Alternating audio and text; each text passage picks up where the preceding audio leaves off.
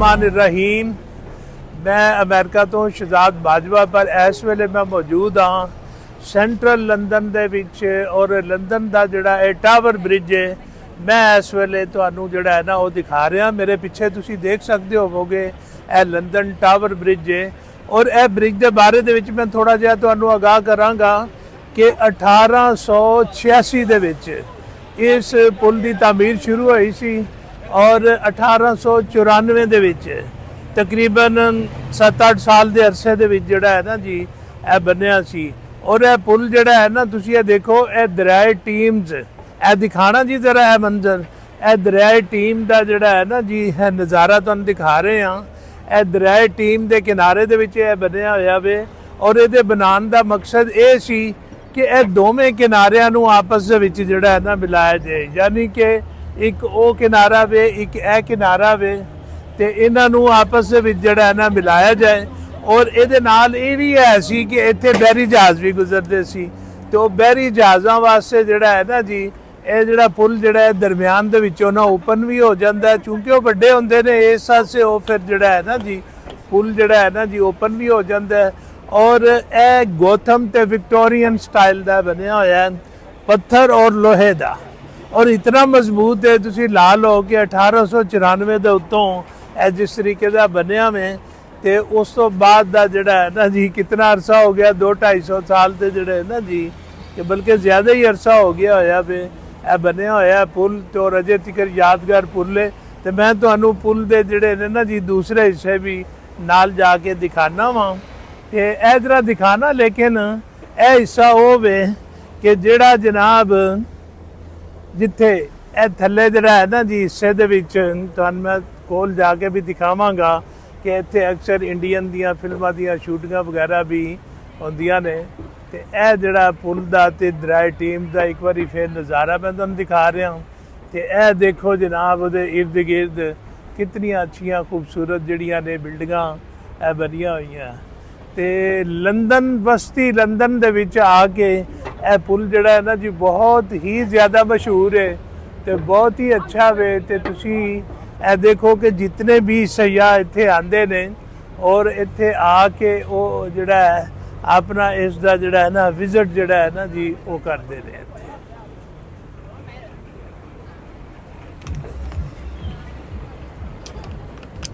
पुल के दोनों तरफ के विच किनारियां के उत्ते बड़िया बड़िया खूबसूरत बिल्डिंगां बनिया और सयावां का इत्थे जिहड़ा है ना जी रश है बहुत ज़्यादा। और मैं इस चीज़ वास्ते रिकमेंड करांगा कि जिहड़े भी साडे लोग आंदे ने इत्थे उन्हां नूं मज़ीद ज़रूर आना चाहिए। ठीक है जी तुहानू दिखाने जरा आगे जाके भी और मुख्तलिफ मनाजर जिहड़े तुहानू यकीनन बहुत अच्छे लगणगे। है जी लंदन का टावर ब्रिज है तो जिथे असी अज आए हैं देखने वास्ते तो यह तुहानू मैं दिखा रहा नाल जिहड़ा है ना जी टावर ब्रिज। यह देखो तुसी लोगों की भी तादाद देखो किस तरीके के नाल आए ने इत्थे देखने वास्ते। इलाका देखो साइड के उत्ते भी दिखाना वा तो तुसी लंदन टावर ब्रिज है इत्थे दा जिहड़ा है ना जी बहुत ही मशहूर ब्रिज है।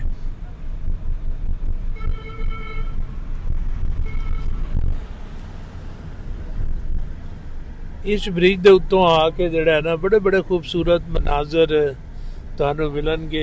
जितने भी इत्थे विजिटर ने सयाह जिहड़े ने वो इत्थे आंदे ने ते इत्थे वो जनाब देख के बड़ा ही खुश होंदे ने। इत्थे ये लंदन टावर ब्रिज बहुत ही ज़्यादा मशहूर ते बहुत ही ये केड़ा किला जी है साइड के उत्ते किला टाइप है पुराना किला। अच्छा पुराना किला जिहड़ा ना पुरानी लंदन टावर ब्रिज के कोल ही।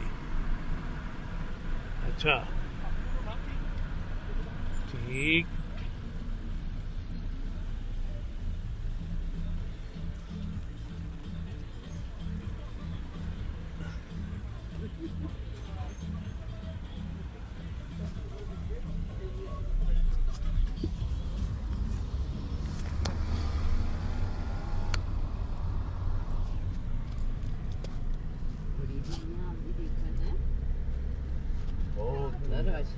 ਇੱਥੇ ਵਸੀਮ ਹੁਣੇ ਦੱਸ ਰਿਹਾ ਸੀ ਕਿ ਲੰਡਨ ਟਾਵਰ ਬ੍ਰਿਜ, ਇੱਥੇ ਸਭ ਤੋਂ ਵੱਡੀ ਪਰੇਸ਼ਾਨੀ ਜਾਂ ਮੁਸ਼ਕਲ ਇਹ ਹੀ ਹੁੰਦੀ ਹੈ ਕਿ ਇੱਥੇ ਪਾਰਕਿੰਗ ਜਿਹੜੀ ਹੈ ਨਾ ਜੀ ਉਹ ਆਸਾਨੀ ਦੇ ਨਾਲ ਨਹੀਂ ਲੱਭਦੀ ਪਈ ਇੱਥੇ। ਅਗਰ ਜੇ ਪਾਰਕਿੰਗ ਹੈ ਵੀ ਇੱਥੇ ਮਹਿੰਗੀ ਹੈ, ਲੇਕਿਨ ਕੁਝ ਲੋਕ ਜਿਹੜੇ ਨਾ ਇੱਥੋਂ ਰਿਜ਼ਰਵੇਸ਼ਨ ਵੀ ਕਰਵਾ ਲੈਂਦੇ ਨੇ, ਤੇ ਇਸ ਵਾਸਤੇ ਜਿਹੜਾ ਚੂੰਕਿ ਰਸ਼ ਹੁੰਦਾ ਵੇ ਤੇ ਆਉਣ ਵਾਸਤੇ ਵੀ ਜ਼ਰਾ ਨਾ ਜੀ ਕੋਈ ਟਾਈਮਿੰਗ ਦਾ ਜਿਹੜਾ ਹੈ ਨਾ ਨਹੀਂ ਪਤਾ ਚੱਲਦਾ ਕਿ ਕਿਸ ਟਾਈਮ ਤੁਸੀਂ ਐਕਚੁਅਲ ਇੱਥੇ ਪਹੁੰਚ ਸਕਦੇ ਜੇ, ਤੇ ਇਸ ਵਾਸਤੇ ਉਹ ਵੀ ਜ਼ਰਾ ਮੁਸ਼ਕਲ ਹੁੰਦੀ ਹੈ।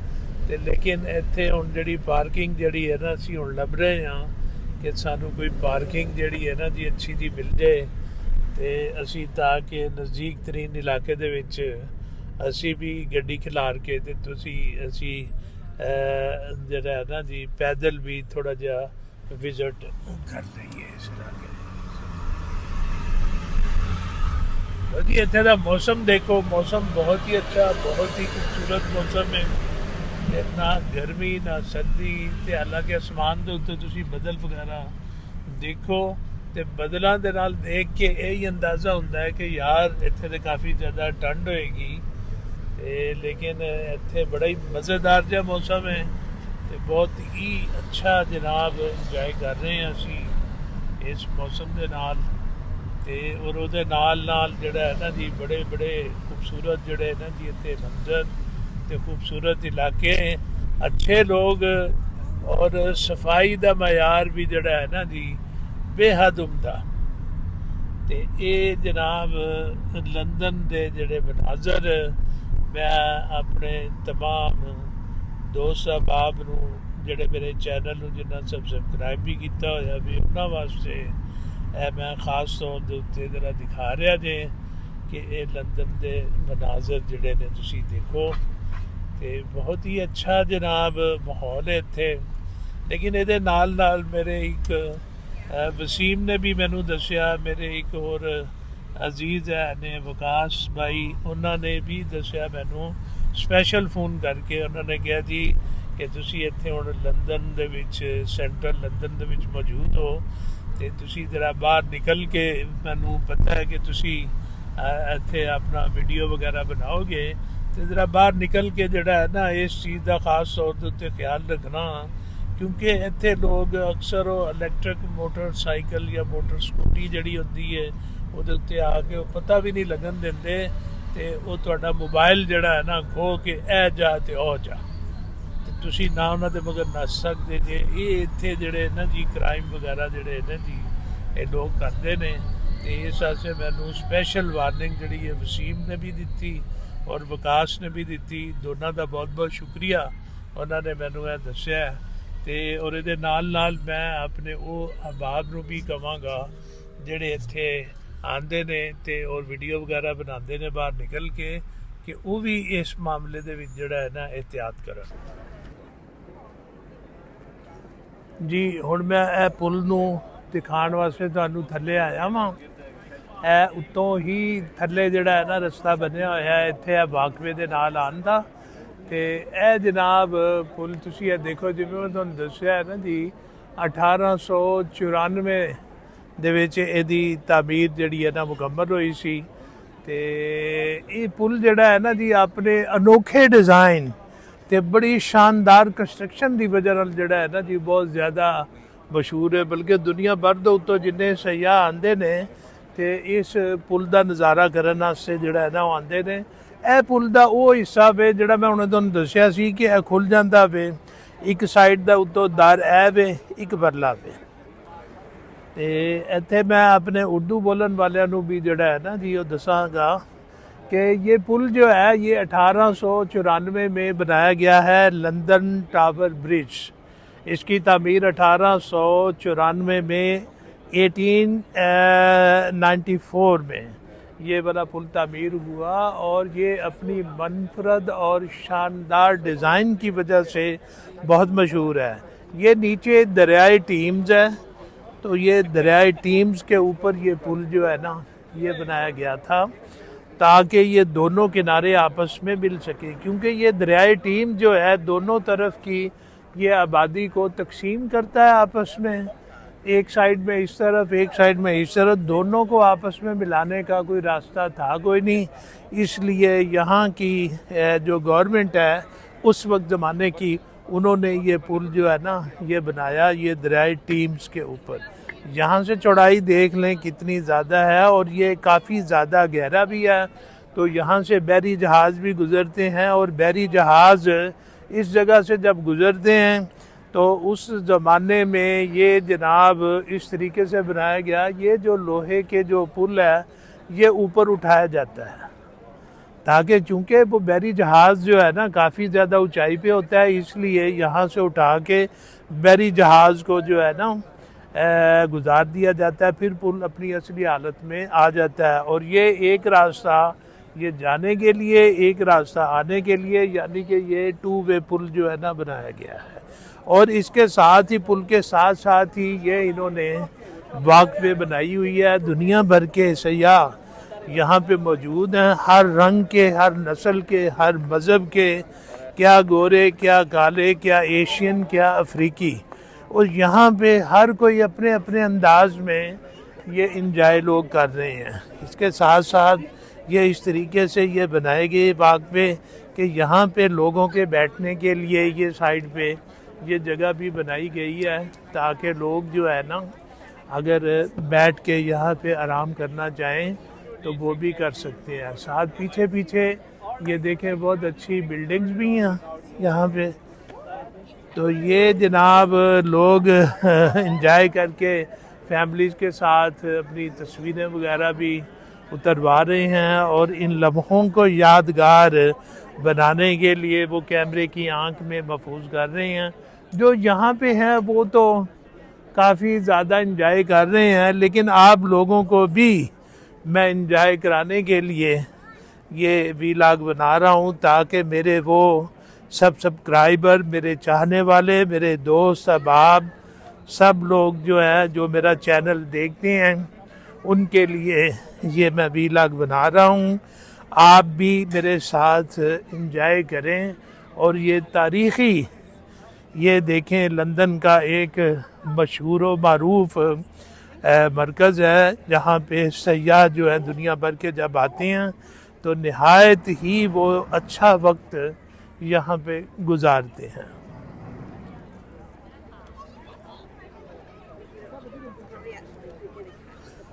और अभी मुझे ये बताया गया था कि ये जो बनाई गई है यहाँ पे बिल्डिंग, जो इसकी ब्रिज की बनाई गई है, इसके ऊपर एक लाइब्रेरी भी मौजूद है।